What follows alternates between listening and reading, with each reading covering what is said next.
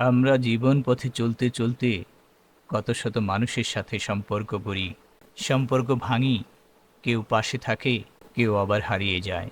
কিন্তু একবার কি ভেবে দেখেছেন, কত মানুষ আমাদের কষ্ট দিয়ে যায়, আর আমরা সেই কষ্টের বোঝা বয়ে বেড়াই দিনের পর দিন, মাসের পর মাস, এমনকি বছরের পর বছর।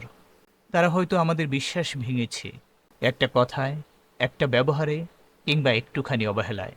তারা আমাদের হৃদয় ভেঙে টুকরো টুকরো করে দিয়েছে, তারা আমাদের হৃদয়কে ছিঁড়ে ফেলেছে। আমরা ব্যথা পেয়েছি, কেঁদেছি, হতাশ হয়েছি, আর তারপর বলেছি, আমি তাকে কখনোই ক্ষমা করব না, কখনোই ক্ষমা করব না।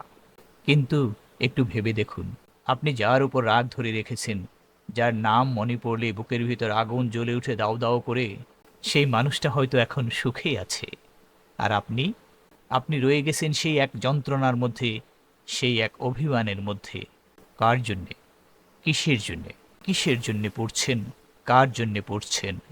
ক্ষমা মানে ভুলে যাওয়া না। ক্ষমা মানে নিজের ভেতরের বোঝা নামিয়ে ফেলা।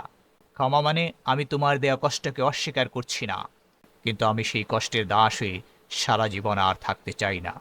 ক্ষমা মানে নিজের আত্মাকে মুক্ত করা। ক্ষমা মানে নিজের শান্তির জন্য, নিজের ভালোবাসার জন্য একটি সাহসী সিদ্ধান্ত গ্রহণ করা। আর একটা কথা বলি, অনেক সময় আমাদের সবচেয়ে বেশি ক্ষমার দরকার হয় নিজের জন্যেই। আমরা ভুল করি, কষ্ট দেই, নিজেদের অপরাধবোধে পুড়ে মরতে থাকি।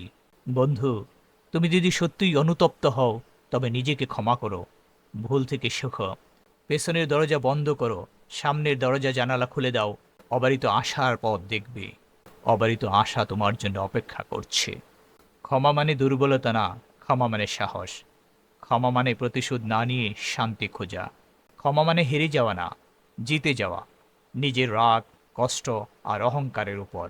আজ যদি মনে পড়ে কোনো পুরনো ক্ষত, যদি মনে হয় কাউকে ক্ষমা করা দরকার, তবে তাহলে ক্ষমা করে দাও, ক্ষমা করে ফেলো।